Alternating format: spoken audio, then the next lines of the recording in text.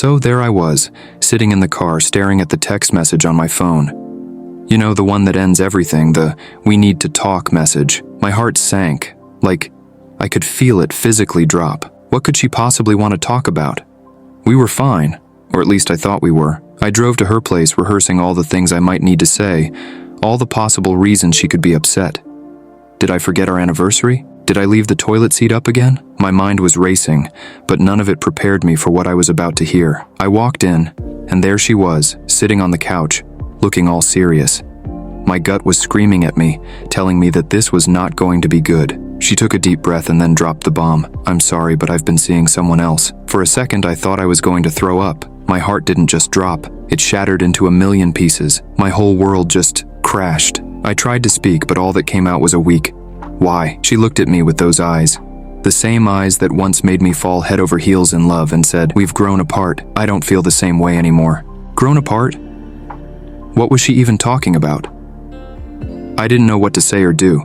I just stood there, frozen, while she walked past me, out the door, out of my life. I should have been angry, should have yelled or something, but instead, I just felt empty, completely hollow. I went home, crawled into bed, and just stared at the ceiling, replaying every moment we had together, trying to figure out where it all went wrong. That's when it hit me.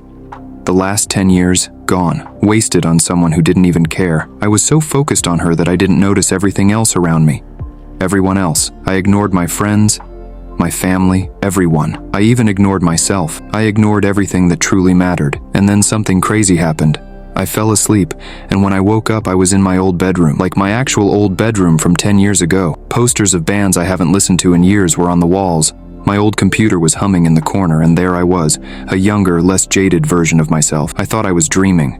I had to be dreaming, right? But everything felt so real. 10 whole years before everything went wrong. I checked my phone.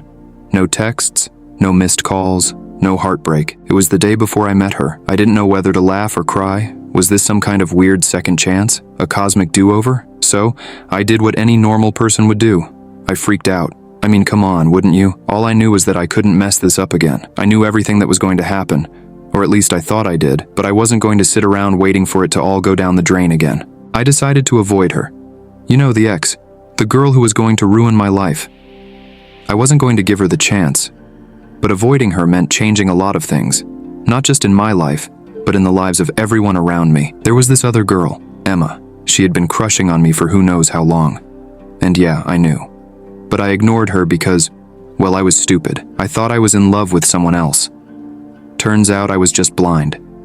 Emma was kind, funny, smart, and let's be honest, she was way better for me than my ex ever was. But I didn't see that back then. I didn't see it until I woke up 10 years younger, with a second chance staring me right in the face. So I decided to make things right. I started talking to Emma more, hanging out with her, really getting to know her this time. And guess what? I started falling for her. Hard. It was weird though, because I knew so much about her that she hadn't told me yet.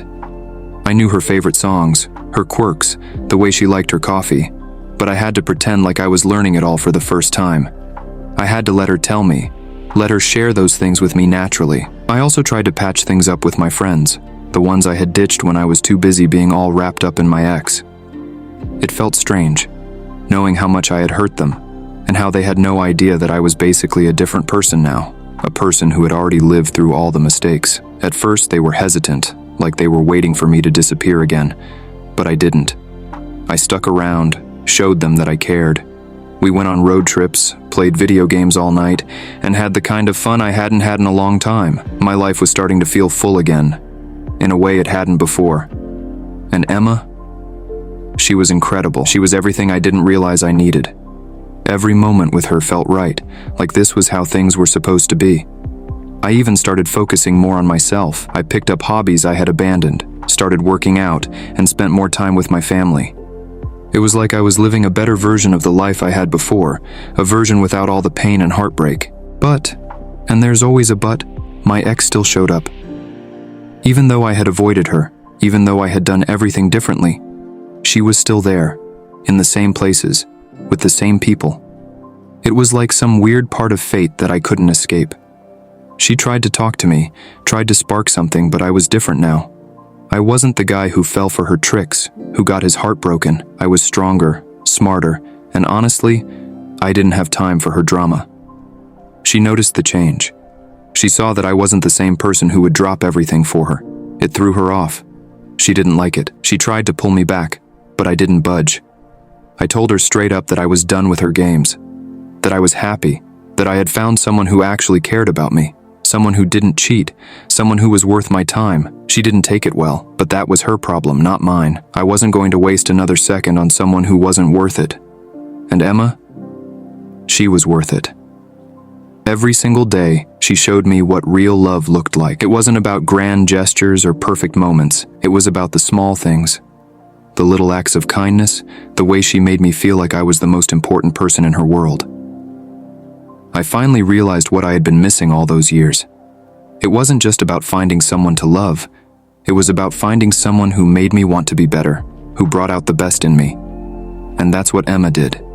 She made me better, happier. She made me feel like I was home. So, if I had to go through all that pain again, just to get here, to be with her, then it was worth it.